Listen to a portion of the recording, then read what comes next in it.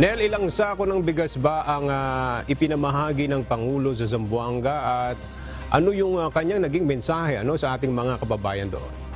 Yes, aga nasa 1,500 na sako ng premium quality rice ang ipinamahagi ni Pangulong Ferdinand Marcos Jr.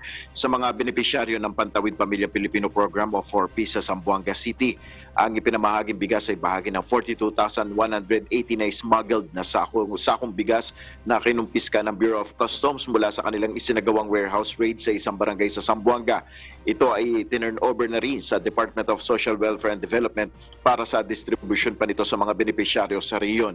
Ipinaliwanag naman ni Pangulong Marcos ang ginagawang hakbang ng pamahalaan upang matiyak na sapat at abot kamay ang presyo ng bigas. Kabilang na ang pagpapatupad ng price cap at ang desisyon ng National Food Authority Council na taasan ang buying price ng palay.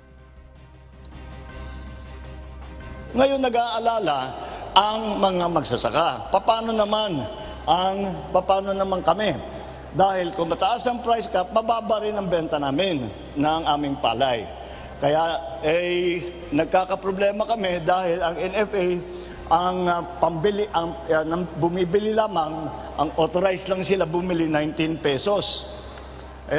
Sabi ko, nung nakikita ko, sabi ko baka mahirapan ng kumita yung mga magsasaka. Kaya kahapon lamang ay pinalitan natin at ginawa natin ang pagbili ng NFA 16 pesos to 19 pesos para sa wet na palay at 19 pesos hanggang 24 para sa dry na palay. Kaya tataasan natin ng pambili para sa mga farmer.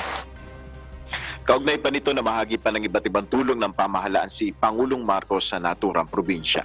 Yan muna ang ating update. Balik sa iyo, Aga. Nel, bukod sa Zamboanga, dahil doon nga nakumpiska itong mga bigas, meron bang ibang mga lugar o mga kalapit na lugar sa Zamboanga yung maaaring mabahaginan pa rin itong mga bigas na ito, Nel? Base sa ating impormasyon, Aga, sa buong region na ito na particular dyan sa Mindanao, yung iba pang mga benepisyaryo ng 4Ps ay maaaring makinabang dito sa nakumpiska nga na mga smuggled na rice dyan sa Zamboanga City, Aga. Alright, maraming salamat, Nel Mariboho.